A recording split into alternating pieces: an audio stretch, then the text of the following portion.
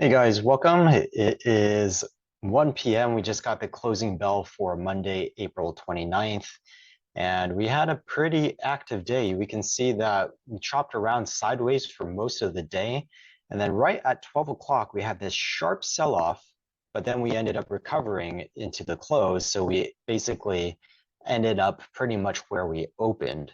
Let's take a look on a daily chart. Yeah, we're pretty much the exact same place where we opened. So we have that um, doji candle right there.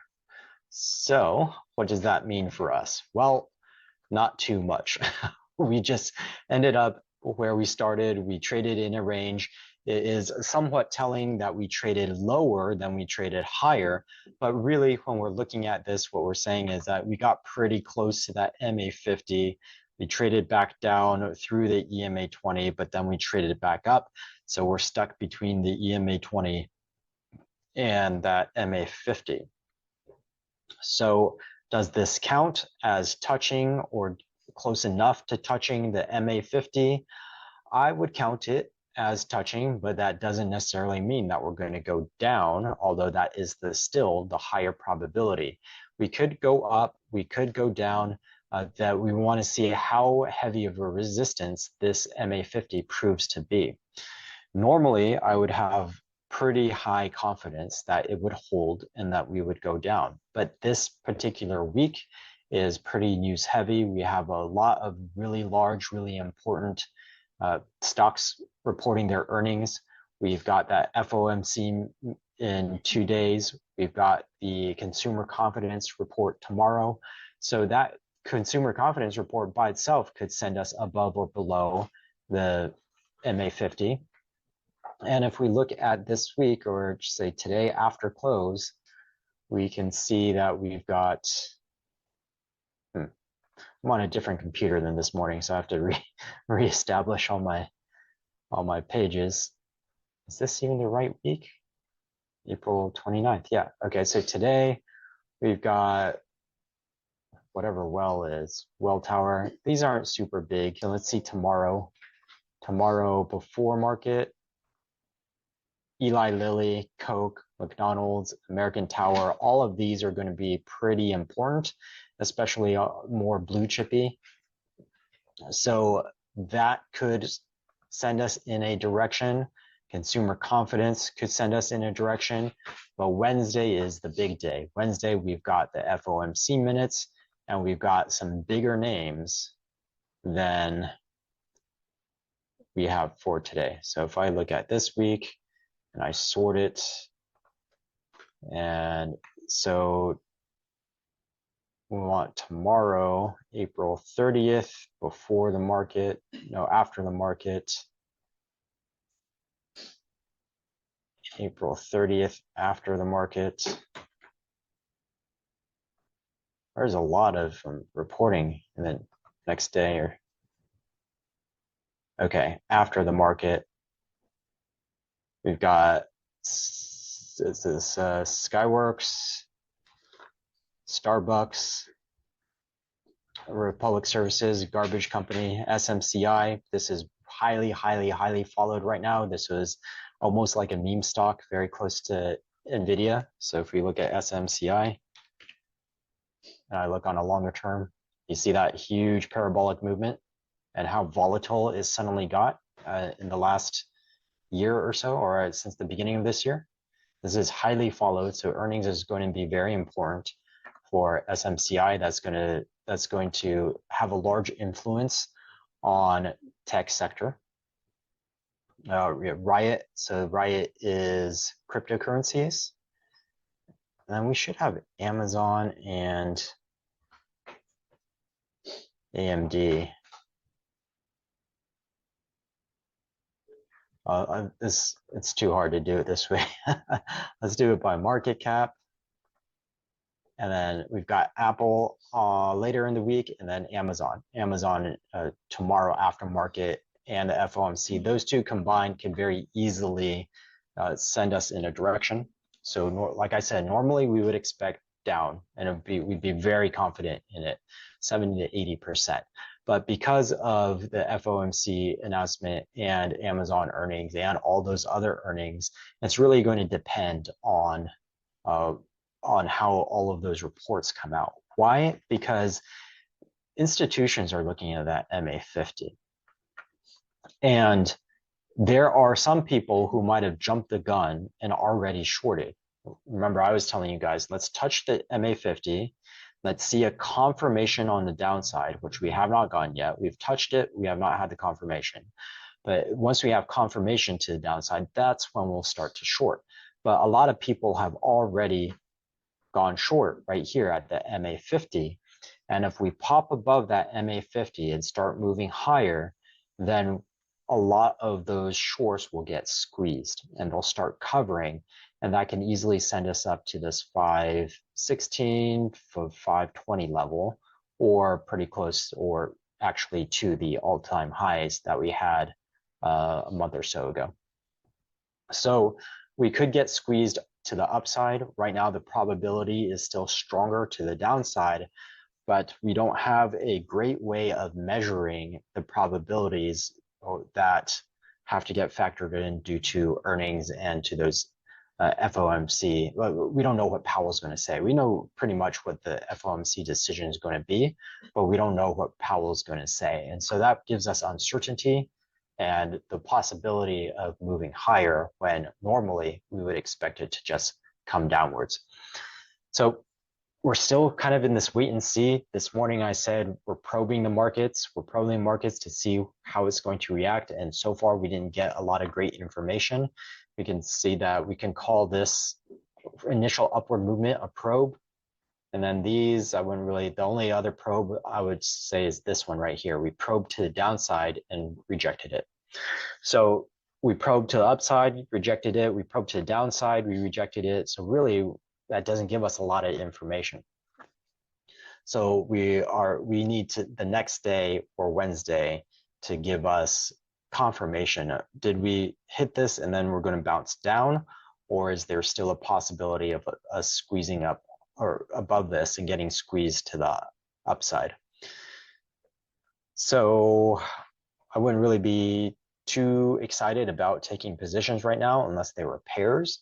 So I could have a pair as long as I have a long and a short, or if I was balancing out my portfolio, if I had a long short portfolio, then I would balance out my puts and my calls and make sure that I had, so pairs trades, you're looking for high correlation. And in a long shorts, you have equal numbers of longs and shorts, but you're looking for diversification rather than correlation. So either approach would be appropriate right now. You could try hedging to the upside and downside, so basically taking a strangle on the market. But if you did that, you've got to be pretty confident that we're going to move quite a bit very quickly. And actually, I would say in this particular environment, you have a pretty good chance of squeezing upward. And if we bounce downward, then at least squeezing down to this purple line or the MA90. So that may be enough on a strangle. Let's take a quick look and see if that's enough on a strangle.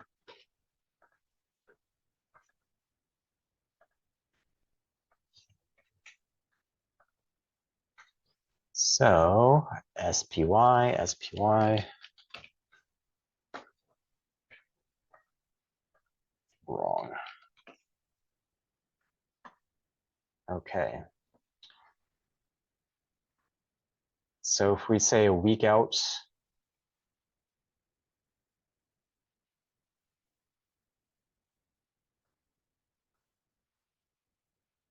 eight, 8.2.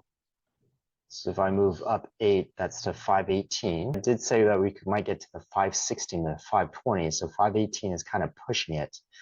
And then here down 8 would be to 502. So we have the potential of going down to 500 or what's this MA90, 498.5. We'll just call that 500. So there is maybe a little bit of room for a strangle. We could,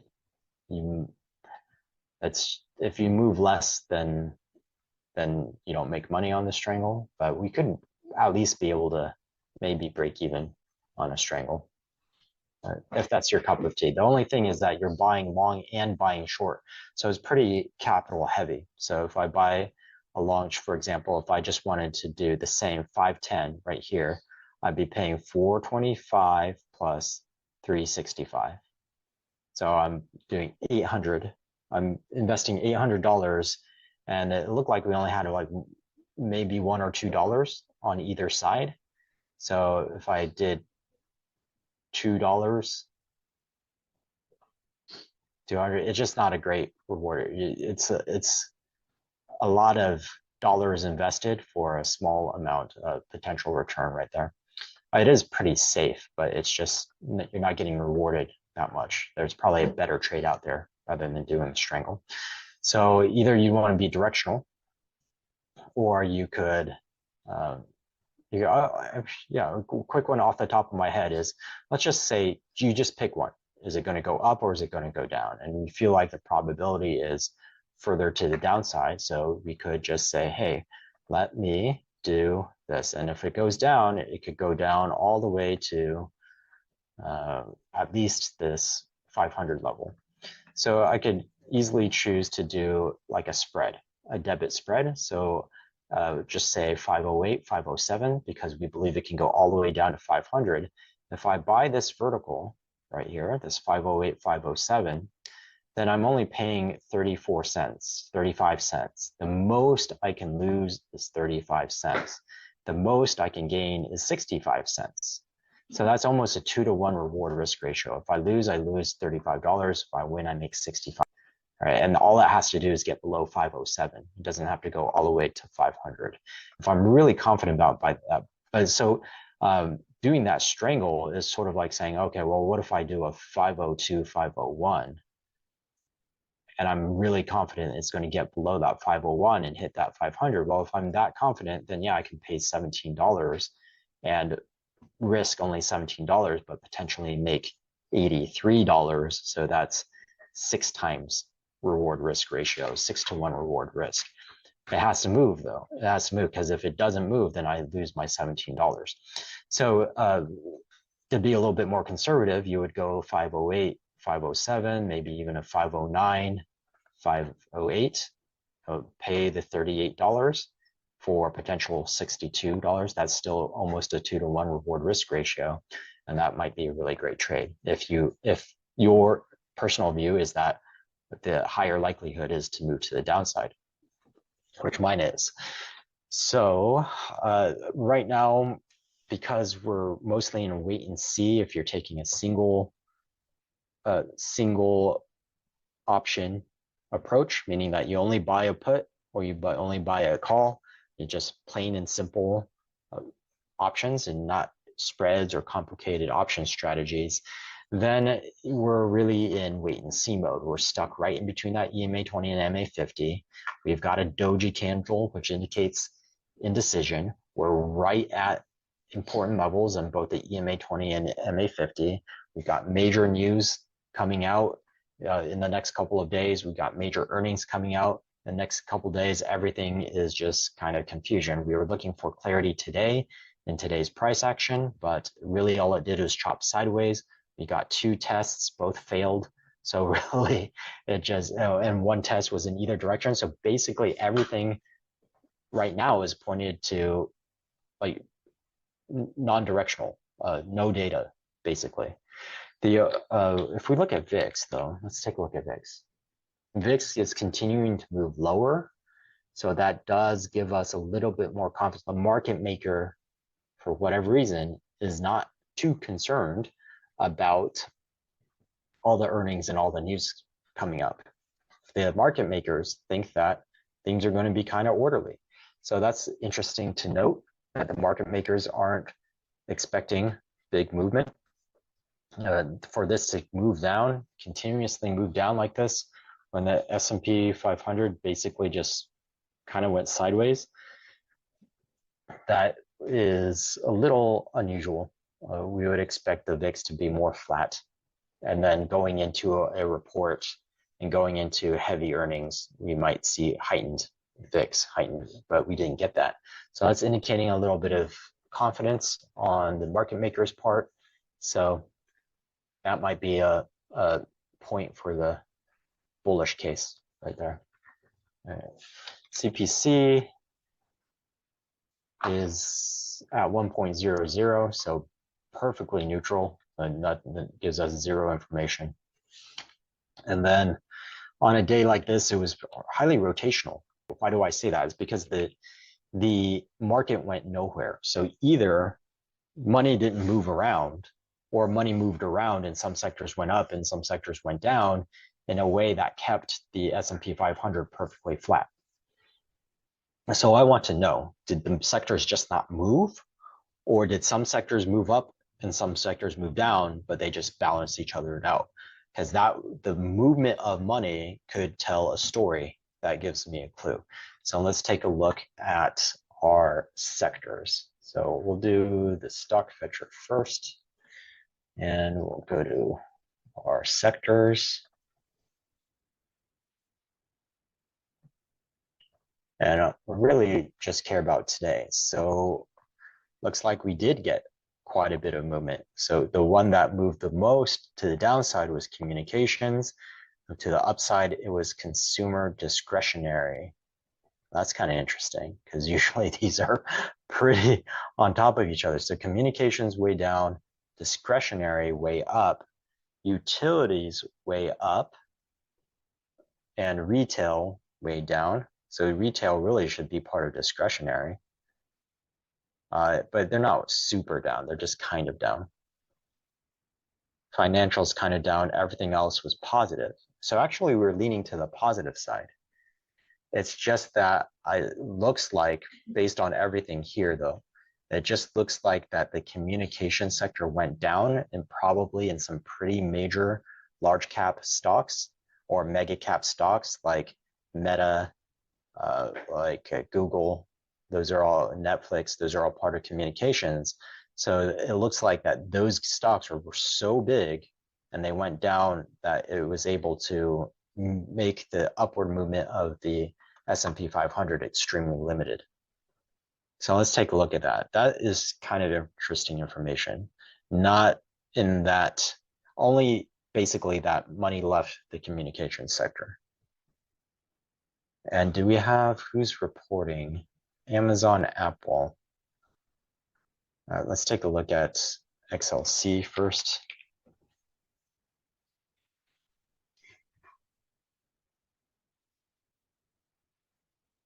Okay. Doesn't even look that major. Let's look at the constituents of XLC.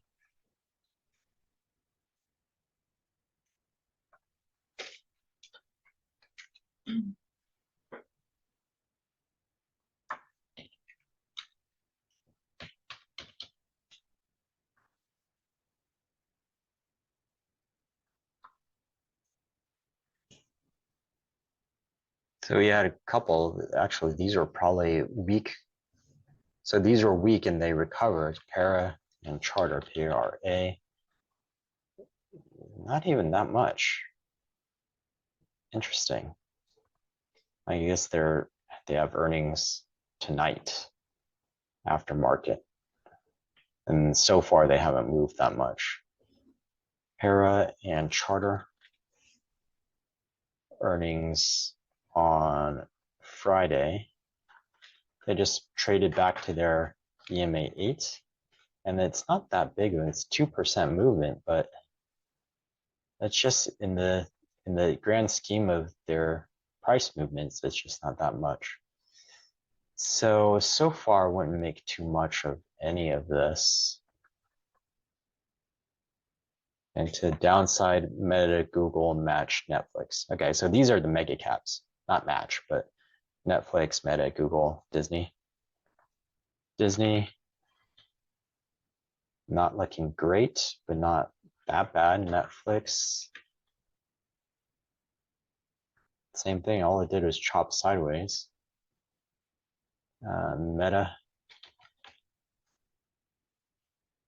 yeah, just not major movement. Okay, Google good earnings, was down on good earnings, gapped way up. Gapped way up on earnings on Friday and then filled some of the gap today. So in light of the huge earnings move, this downward motion isn't that bad. It just looks like it's going to fill the gap. That's it. Hit that EMA 8 or the top, these highs right here, where we have 3 bars touching the same level, and then maybe bounce from there. So it's not looking too bad. So I wouldn't make anything of this. I guess that even though these percentages imply that there should have been a bit of separation in our sectors, it doesn't really look like that actually happened. There was no significant price movement in any of the charts that we looked at. So overall today, just very flat and neutral day that basically gave us zero information to work with. So everything kind of looks the same as it did this morning, except we're a little bit closer to that MA50 and we did react to it. So at least we have one day where that MA50 acted as resistance, but that again isn't much in light of all of the earnings and of the economic reports that are coming out. Okay, so another wait and see day. That's what it looks like it's going to be. Another wait and see day on Tuesday, maybe after the consumer sentiment and what was it, Lilly and Coca-Cola. So more of the consumer staples, blue chip reports come out. Maybe we'll get a little bit of direction, but we'll really see what direction we move Wednesday. Wednesday is probably where we're going to see most of the action. And that's what we would expect normally before a FOMC announcement if we didn't have all these earnings. But you saw how many pages I had to click through just to get through April 29th. So we have so many earnings in the way, we could drown out at least a portion of the volatility that happens because of the FOMC minutes. So we could get a quiet day tomorrow, but I also wouldn't be surprised if we got a very volatile day because of how many companies are reporting their earnings. Yeah. So I think that's it. Unfortunately, we didn't get a lot of information today. We're basically wait and see mode, and watch your portfolios. Just if you're going to go into position, make sure that they're paired up, or you have a long short uncorrelated.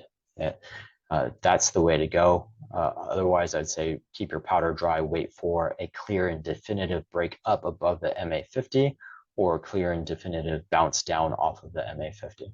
Okay, guys, so that'll be it for today. Have a wonderful rest of your day, and I will see you all tomorrow.